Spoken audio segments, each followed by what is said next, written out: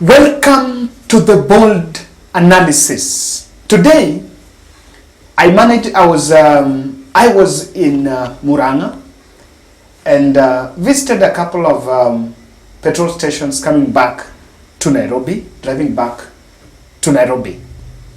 And one thing I realized is that the petrol stations were largely deserted. I think I wanted to speak to one around the TT, is it vocational training somewhere, I think in Muranga. And he actually told me that that was by around 2. That looking at the sales, it seems to have there is some decrease in the sales compared to the other day since the price of petrol shot. According to EPRA, the petrol is going to retail at 212 shillings, up by 16 shillings. Then there is the petrol. Then the diesel is going to retail at 202 per litre, up from 169 by 32 shillings. And then diesel is also going to retail at 200 per litre. Ladies and gentlemen, I tend to look at, this message came out yesterday. I saw this information yesterday night. And immediately I went to Twitter to check what are bloggers and government and state officials saying about this. 2 leaders went charm offensive. David D went against the public, unapologetic, telling the public that those who believed what Ruto and Gachagua told them at campaign trail were just gullible. And I think for better part of the day he's been trending because Kenyans were asking why exactly he seemed not to defend, he seemed not to be, he's so lethal and brutal and is now blaming Kenyans for seemingly believing what Ruto and the team were saying. And again, Moses Kuria said that, just to add salt in the injury, said the prices will be increasing by 10 shillings until February. And this is very strategic. In fact, I don't think there is anything wrong with David D, because it's not about him. The prices are already up. And although Kenyans want someone to talk to them nicely, we don't even need to be talked to nicely. I find him so truthful. And baby, that's it. The reason why Kenyans are asking Kenya Kwanza the questions, tough questions on this oil, the price of petrol, is because of these video clips I want to play for you. The people in power now, a year ago, this is what they were telling Uhuru Kenyatta. Let's get it. Mimi nataka niwaambie hii mafuta inaongezwa usiku na mchana. Mimi nataka niwaeleze ya kwamba these people don't understand the damage they are doing to the people and the economy of Kenya. Kwa hii taxes wanaongeza usiku na mchana. Na mimi nataka niwaulize watu wa hapa Manga, tafadhali, mkiona tumesimama hapa mbele yenu, tunawaambia ya kwamba tutengeneze hiyo serikali inakuja ambayo inaelewa lugha ya mwananchi wa kawaida. Watu wa Manga, mko tayari? It is now so despicable. It is very insensitive. It is very inconsiderate for the government that we elected that their preoccupation every day is to add the cost of living to the people of Kenya. And I want to remind the president, tafadhali, angalia nyuma uangalie wa Kenya wale walikuweka kwenye huko. Wa Kenya wanaumia. The Ministry of Energy has failed Kenyans and must take responsibility for this unpleasant situation. They should take cognizance of the fact that it is the ordinary citizen who bears the brunt of high petroleum prices.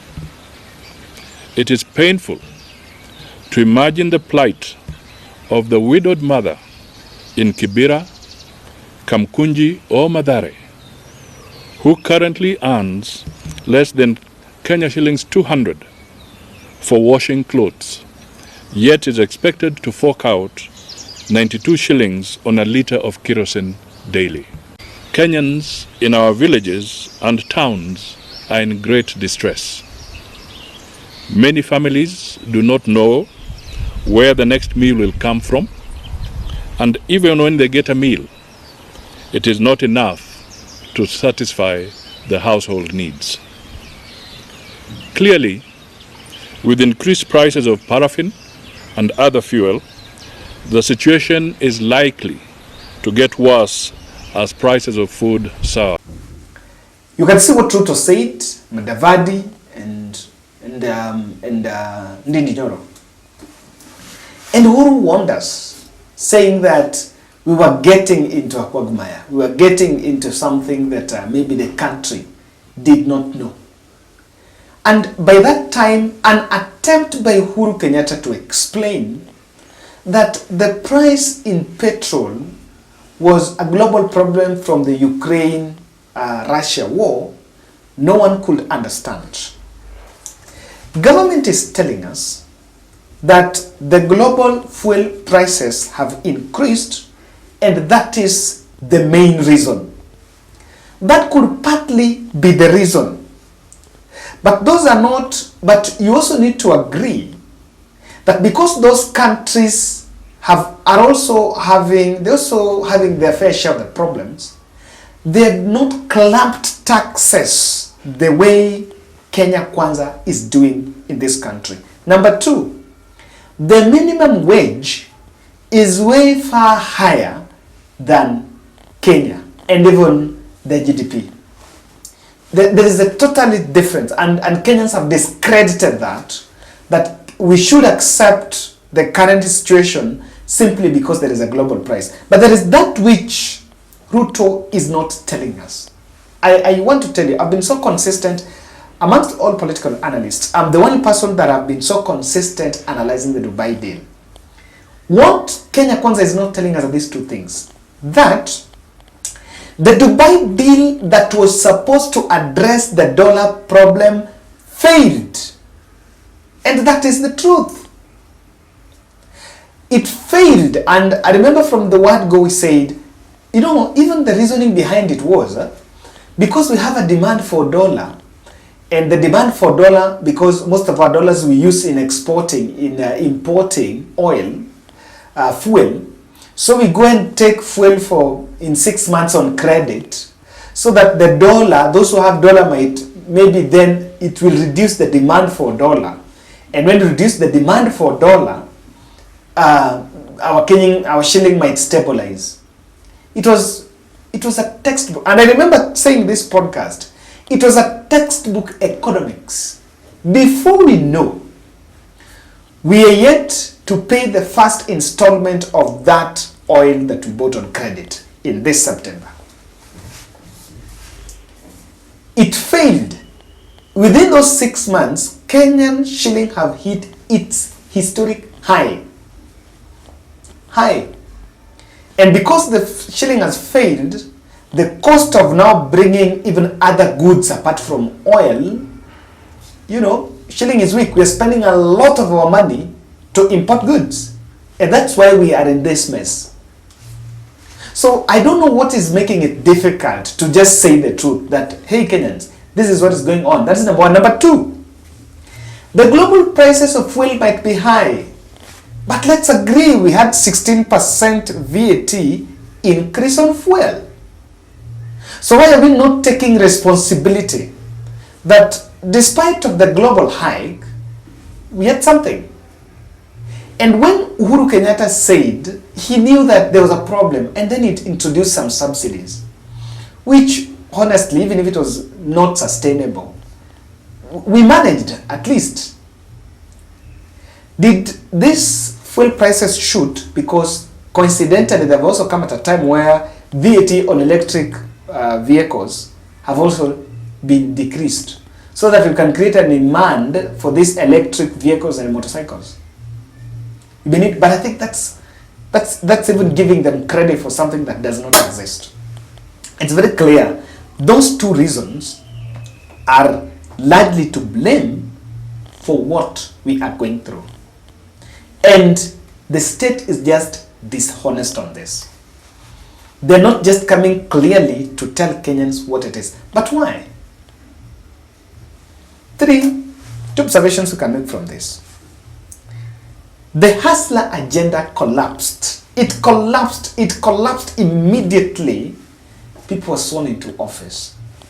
Let me tell you, and this one I think I captured it from Mutahi Ngoji saying that if you look at petrol and diesel, it's for industrial purpose and motorists, so it's a bit on manufacturing, it touches on manufacturing, then on also the services sector, the Uber guys and the transport sector bit, and then private users.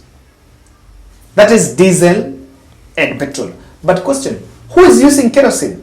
Kerosene has increased by 33 shillings. Who is using kerosene? The hustlers are using kerosene to cook. That's it. There are people still use stoves. There are people using kerosene. And someone said that those who are being hurt, really, even now by the kerosene, and people at the lower part of the lower side of the pyramid. And that is why it is not an overstatement to clear to say clearly that the hustler agenda has collapsed. No way. There's no way you can revive it unless you need some magic. Number 2, Kenya is on autopilot, and this is what William Ruto needs to do. We cannot try everything within 1 year. The same year we want to try a new education funding model. The same year we want to find a new way where we can buy oil on credit for 3 months. The same year, we cannot put everything on trial. The same year we want to do some reforms on health and introduce new tax bans, especially in the health sector. I don't think. It's not tenable. Honestly, it's not tenable. And if you want to know, we are also a country, what William Ruto needs to do, stop the piloting, pick Uhuru Kenyatta template and run with it for the first 2 months. Now, as you bring in reforms, kuja pole pole. You cannot introduce all these taxes once. You are going to suffocate the public.